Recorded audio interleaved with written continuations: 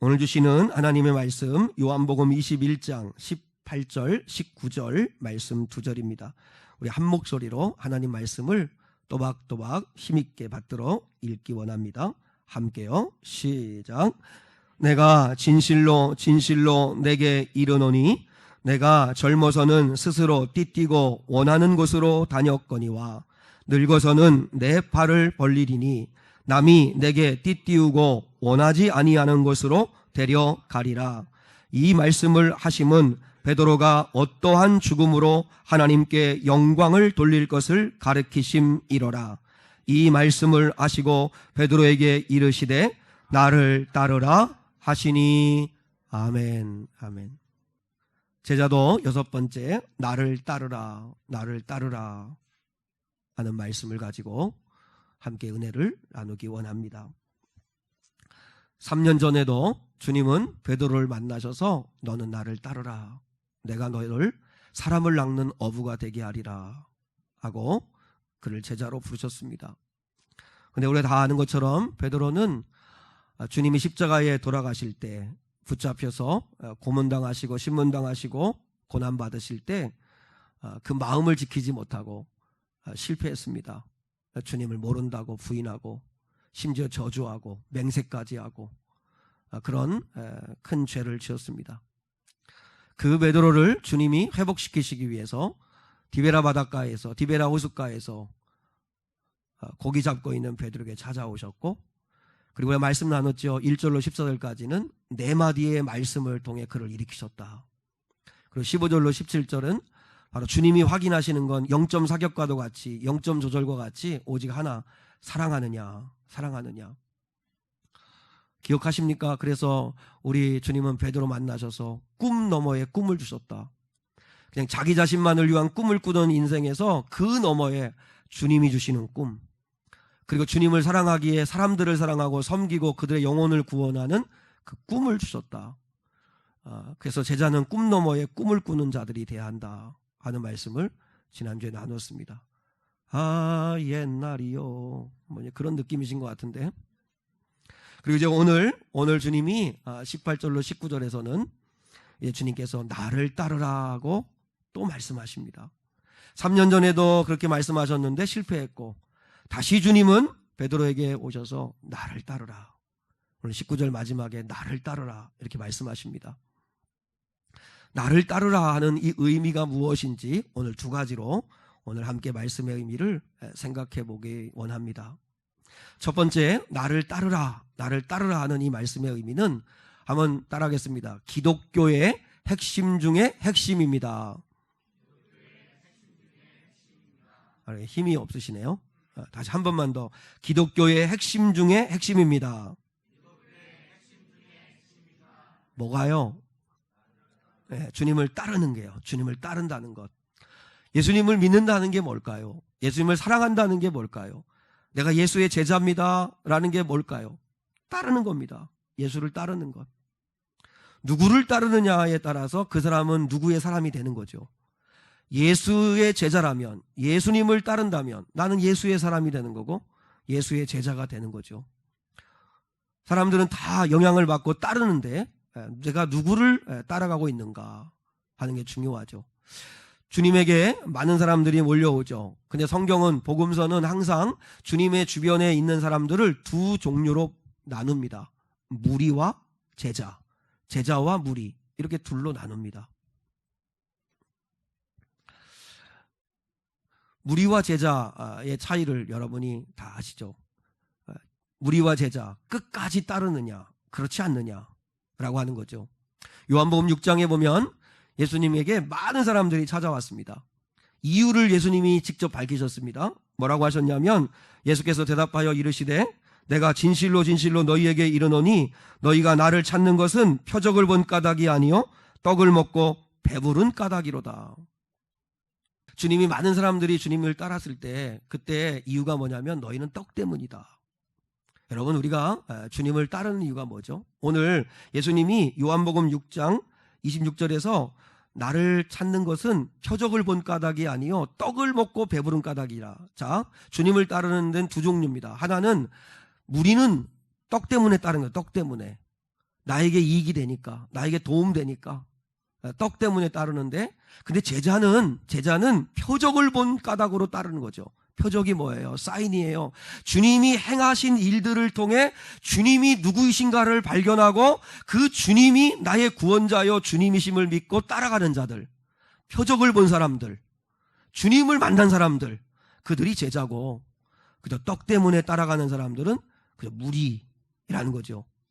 근데 주님이 떡은 다시 안 주시고 대신 뭘 주시냐면 말씀을 주세요. 말씀을.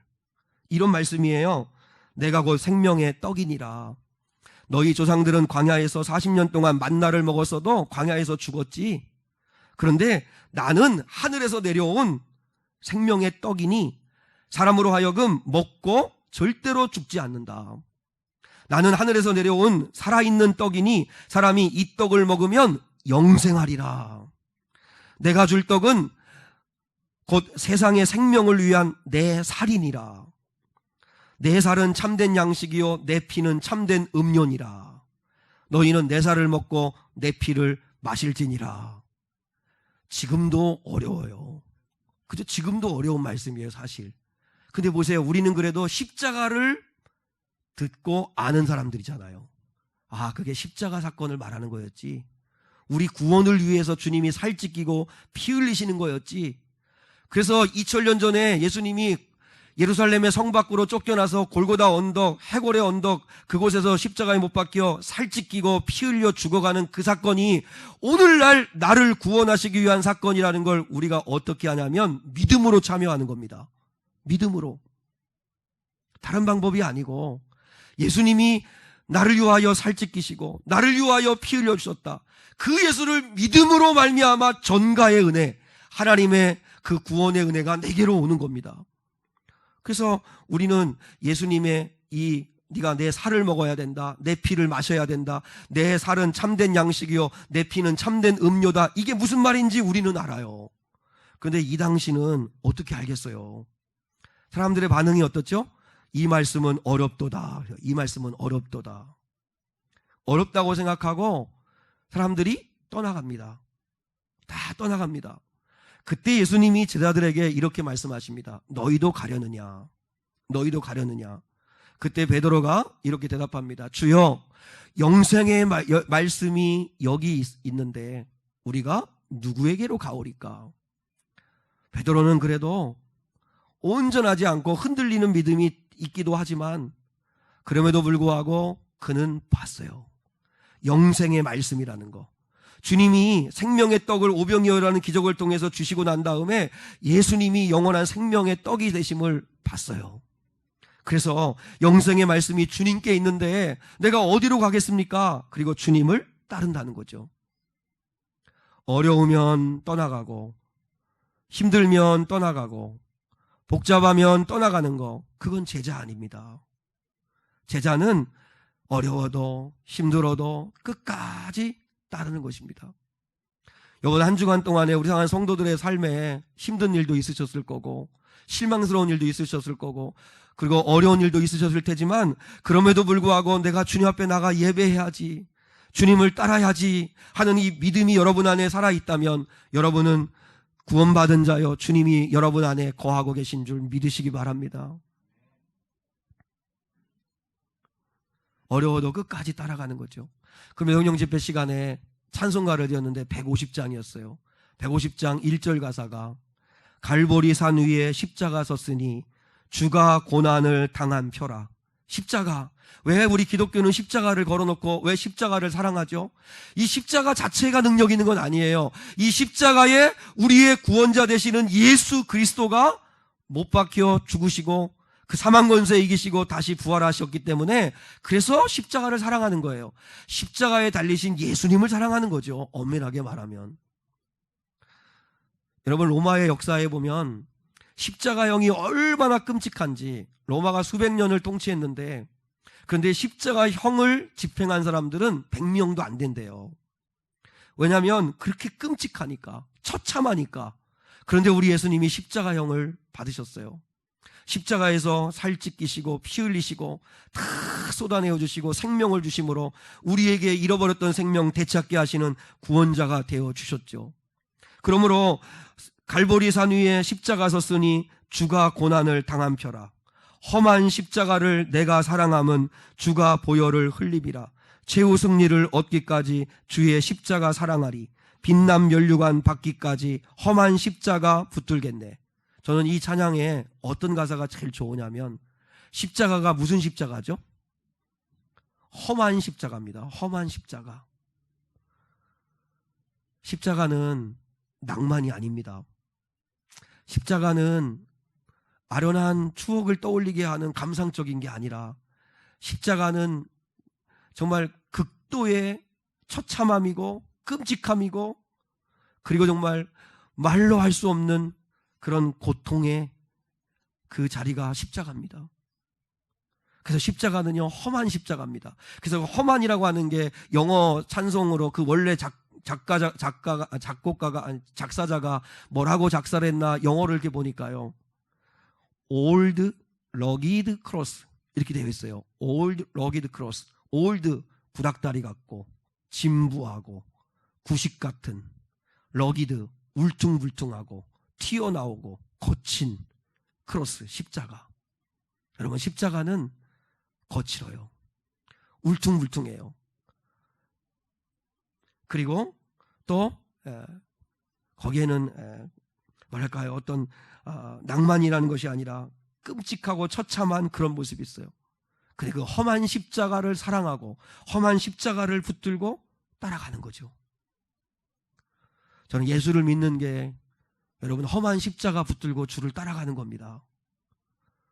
여러분 예수 믿으면 꽃길 열리는 게 아니라 영적인 차원에서 보면 진리를 가지고 그리스도의 편에 서다 보니까 그리스도 반대편에 있는 어둠의 세력의 공격을 받을 수밖에 없는 험한 십자가 지고 가는 거라는 걸 여러분이 알 수 있기를 원하고 믿을 수 있기를 축복합니다.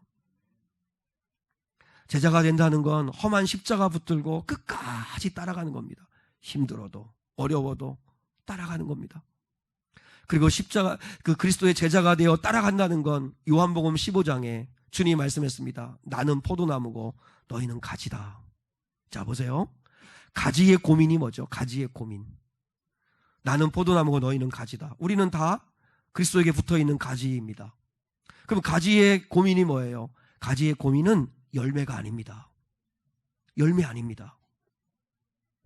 우리는 늘 그리스도에게 붙어있어 가지고 열매 맺기를 원해요. 근데 그 바라는 열매도 다 세상적인 것들이에요.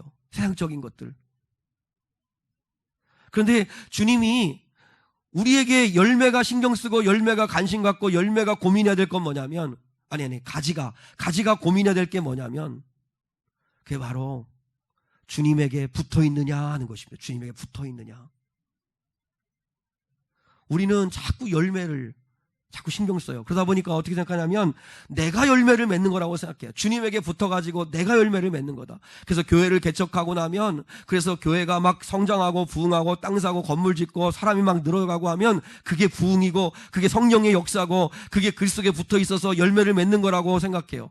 그래서 우리는 자꾸 자랑을 뭐라냐면 숫자를 가지고 자랑을 해요. 우리 기독교가 숫자를 가지고 자랑하다 보니까 이단도 숫자를 가지고 자랑해요.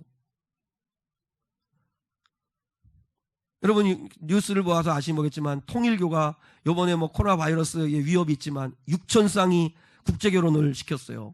통일교는 아시죠?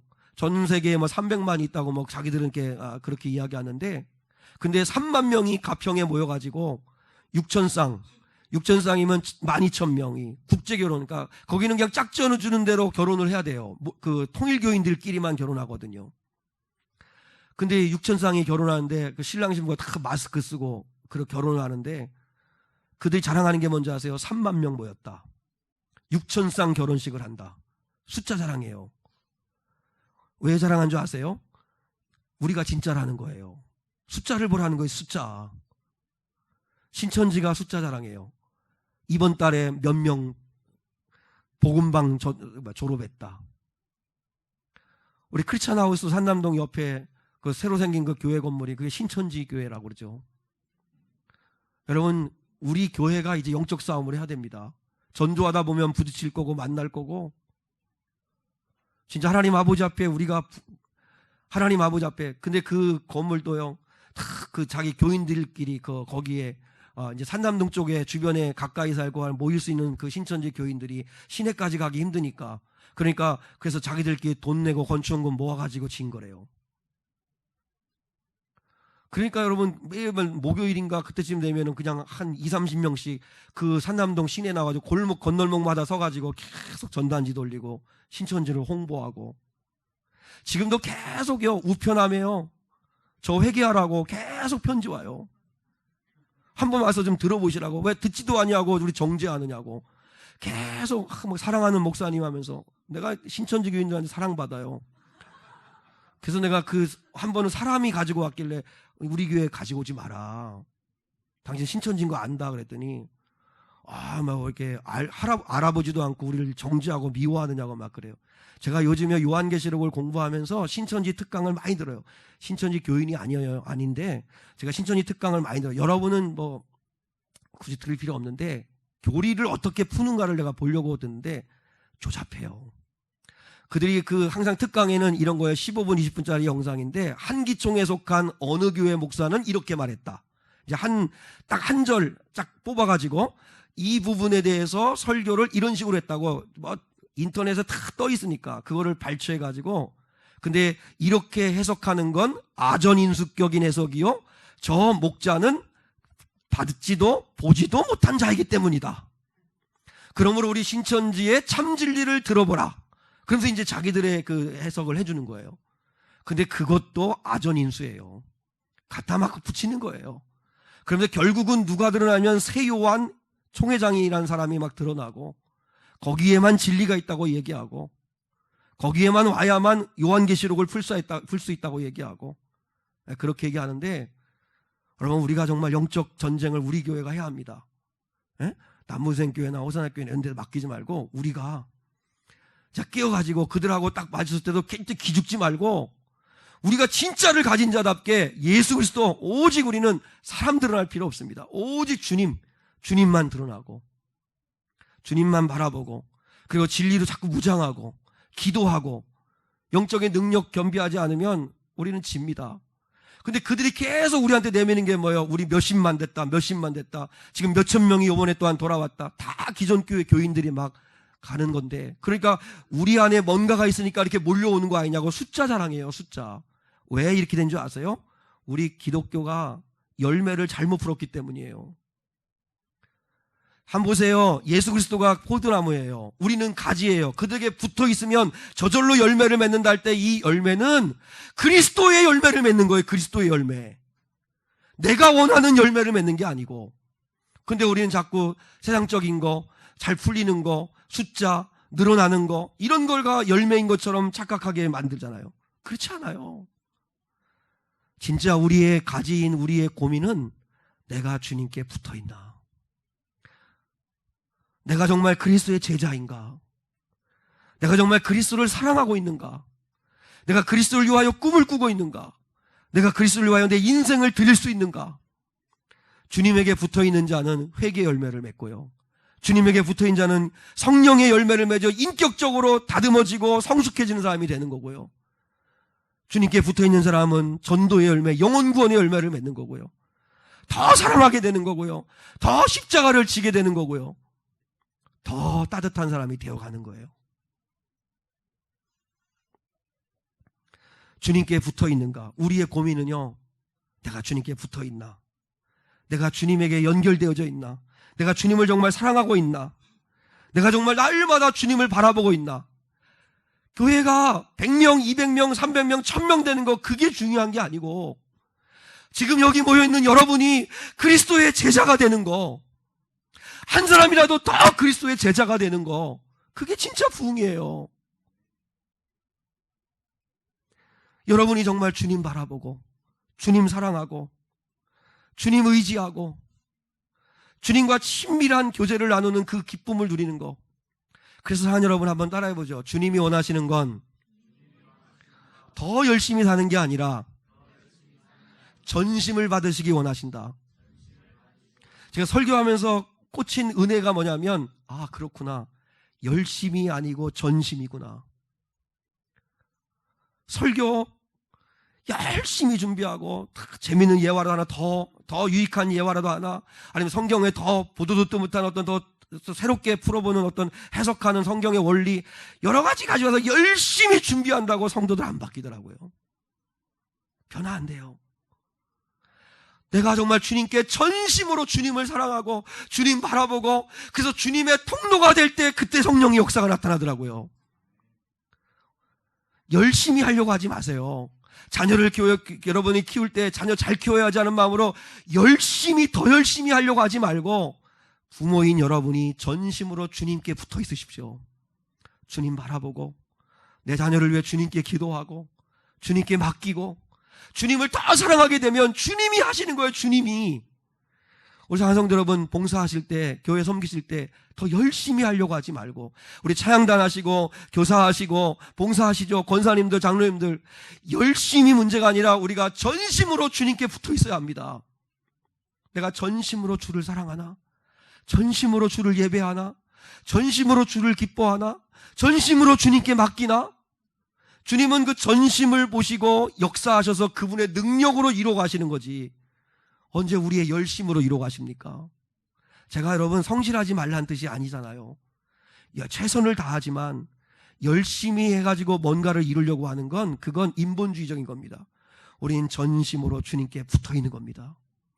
붙어 있을 때 그분이 역사하시는 거예요. 그분이 역사하시는 거예요. 그분이 하시는 거예요. 정상한 성도들, 직장 생활할 때도 열심으로만 하려고 하지 말고 주님께 붙어 있으십시오. 전심으로 주님을 사랑하고 찬양하고 예배하고 그분을 기쁘시게 하면 그분이 여러분에게 복을 주십니다. 아멘. 그런 은혜가 임할 수 있기를 축복합니다. 두 번째, 나를 따르라는 말씀의 의미, 마지막 하나는 따르겠습니다. 항복하고 주를 따르라. 아주 크게 한번 해보시죠. 항복하고 주를 따르라. 자, 18절 한번 같이 읽어요. 18절 시작. 다시요. 다시 18절 말씀 시작. 내가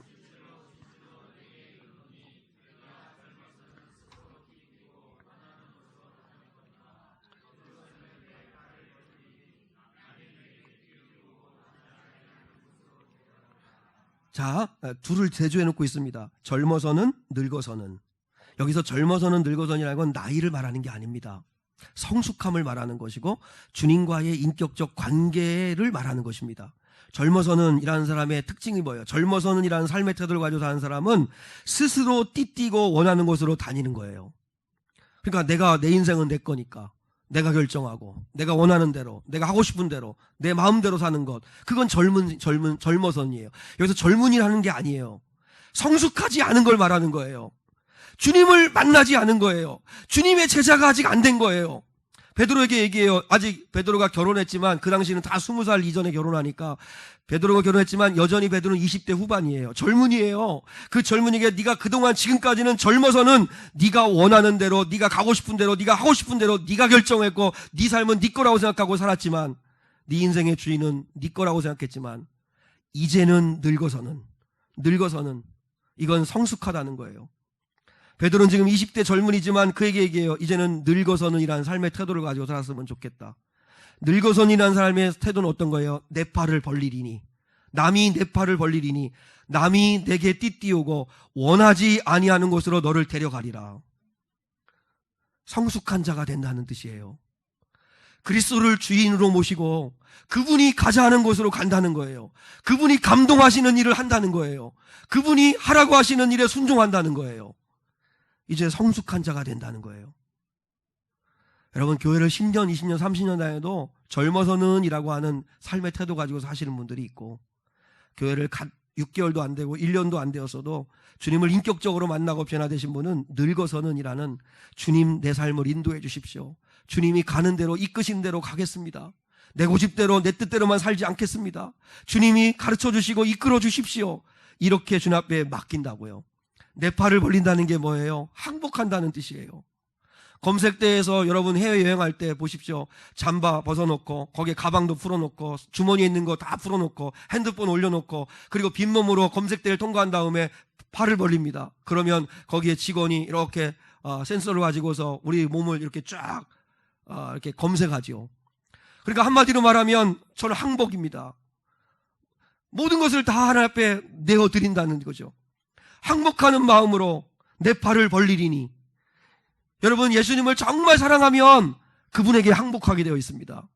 그분이 가자는 대로, 그분이 이끄시는 대로 가게 되어 있습니다. 그래서 항복하고 주님을 따라가는 거예요. 그리고 이 내 팔을 벌리는 이 모습은 주님이 십자가에 달리신 모습과 똑같잖아요. 주님을 따라오라는 거죠. 주님과 함께 하자는 거죠. 주님이 가신 길을 너도 같이 가자는 거죠. 그런 제자의 삶이 어떤 거예요?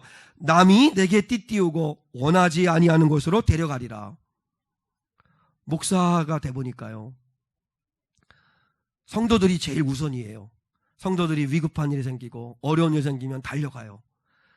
내가 내 인생을 조종하지 않아요. 남이 내게 띠띠우고 원하지 아니하지만 원하지 않는 시간에도 콜이 오면 가야 되고 기도해주고 마음같이 아파하고 성도들이 어느 가 잘못되고 실패하고 떨어지고 이러면 목회자는 더 마음이 좋아요. 낙심하면 어떡하지? 상심하면 어떡하지? 믿음 잃어버리면 어떡하지? 오히려 목회자는 늘 그래요. 왜냐하면 원하지 아니하는 곳으로 데려가는 주님이 그런 삶을 살게 해요. 한번 생각해 보세요. 언제 여러분 우리가 이런 삶을 사는 줄 아세요? 늘 자기밖에 모르고 자기를 위한 삶을 살고 내 인생 내 거니까 내 마음대로 할 거야. 내가 즐거운 대로 그렇게 살다가 어느 순간에 주님을 위한 삶, 아니면 다른 사람을 위한 삶, 가족을 배려하는 삶, 이렇게 성숙한 삶으로 변화되어지는 때가 언제인 줄 아세요? 나보다 더 사랑하는 귀한 존재를 만났을 때 변화됩니다. 부모가 돼보세요. 부모가 되면 누가 시키지 않아도 자식이 우선입니다. 이건 나쁜 의미에서 말하는 게 아니고 자식이 먼저입니다. 부모의 시간 내 것이라고 생각하지 않습니다. 자녀를 위해서 뒷바라지하고 자녀를 위해 돈을 쓰고 자녀가 우선입니다. 왜냐하면 나보다 더 사랑하는 존재를 만났기 때문에 그래요. 부부가 되면 총각대의를 버리고 처녀대의를 버리고 그 상대방에게 충실합니다. 유재석 씨가 그런 얘기 했습니다. 제가 방송에서 그런 얘기하는 거 봤는데, 자기가 결혼하고 나서, 결혼하기 전에는 새벽 2시에도 영화 보고 싶으면 영화 보고, 그다음 뭐 밤새서 뭐 게임하고 싶으면 게임하고, 뭐 그렇게 했는데, 결혼하고 난 다음에 아이 낳고 살아가면서 자기가 집에서 영화를 딱 틀고 그 다음에 끝까지 영화를 본 적이 한 번도 없대요. 10년이 넘도록 결혼 생활을 했는데. 왜냐하면 영화 좀 볼까 하다 보면 여보 애 울어 그러면 뛰어나가야 되고, 여보 좀 뭐 좀 도와줘 하면 뛰어나가야 되고, 자기 삶이 없더라는 거예요. 근데 그게 불편하냐? 기분 나쁘냐? 그렇지 않더라는 거예요.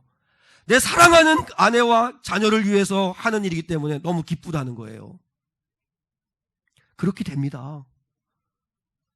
주님을 정말 사랑하게 되면, 그러면 주님을 위해서 내가 원하지 않지만, 나는 원하지 않지만 주님이 기뻐할 거라고 생각하니까 화해의 손을 내밉니다. 내가 먼저 용서합니다. 주님이 기뻐한다는 걸 아니까 복음 전합니다. 나보다 주님을 더 사랑하니까 주님을 따라갑니다. 사랑하는 여러분, 주님을 사랑하게 되면 내 마음대로 하고 싶고 내 마음대로 하고 싶은 이 마음을 내려놓고 주님이 기뻐하신 일을 하고 싶은 겁니다. 그게 제자예요. 항복하는 거예요. 항복하는 거. 근데 여러분의 삶에 항복이 이루어지지 않는다면 주님 사랑하지 않기 때문이죠. 그러면 사랑의 은사를 구해야죠. 사랑하게 해달라고. 사랑하게 해달라고. 이주용 목사님이라는 분이 있습니다. 그 예수전도단에서 하시다가 지금은 이제 따로 이렇게 성경 무슨 아카데미 같은 뭐 이렇게 대표를 하시는 분인데, 성경을 참 잘 푸시는 분인데, 이분의 그 설교를 듣다가 제가 은혜 받은 이야기가 하나 있는데, 자기 이제 대학 그 동창회 모임이 있었대요. 동창회 모임이 있었는데 아주 고급 일식집에서 했대요. 근데 이분은 그 당시는 예수전도단 소속 선교사였는데, 예수전도단은 나쁜 선교기관이라서 모든 사역자들에게 10원도 월급을 안 준대요. 다 자비량이에요. 자비량. 그러니까 정말 주님 앞에 주님이 먹을 것, 입을 것 채워주실 거라고 믿는 자가 와서 선교사가 되는 거예요. 여러분, 순회선교단이라든지 예수전도단이라든지 이런 데는 사역자에게 사례금을 안 줘요. 그러니까 정말 주님이 먹이시고 입히실 걸 믿고 그리고 사역을 하는 거예요. 16년 동안 그렇게 사역을 하니까 넉넉할 수는 없잖아요. 그렇다고 해서 굶은 적도 없지만 너무나 신기한 거 하나님이 다 먹이고 입히시는데 넉넉하지는 않으니까. 왜냐 하나님은 항상 필요한 것만 주시니까. 째째 해가지고 항상 이렇게 막 넘치도록 막 시로 막 이렇게 안 하시더라고 잘. 나한테는 그래. 나한테는 꼭 필요한 것만 죽지 않을 만큼만 꼭 이렇게. 근데 고급 일식집에서 동창회를 했대요. 근데 이분이 타고 다니는 차가 20년 된 똥차래요. 20년 된 똥차. 그래가지고 유리가 창문이 자기 스스로 안 올라간대요. 저도 그 차 타봤는데 이렇게 올려줘야만 올라가는 거예요. 이렇게 올려야 되고, 그리고 범퍼는 청테이프로 이렇게 붙여가지고서 그 바꿀 돈이 없으니까 완전히 낡은 차. 근데 고급 일식집에 주차장에 주차를 하고 그다음에 이제 창문을 이렇게 막 손으로 이렇게 올리고 있었대요. 근데 옆에 은색 외국차가 탁 들어오더니 내리는데 자기 동창이더래요. 그냥 지나가면 좋잖아요. 근데 이거 이지용 목사님 보더니 야 지웅아 뭐해? 이러더래요. 박지웅 어디 갔나? 박지웅. 지웅아 뭐해? 이렇게 하더래요. 그래가지고 창문 올려 이렇게 했대요. 그 창문 올리고 이제 들어갔는데 그 다음 말에 제가 너무 감동을 받았어요.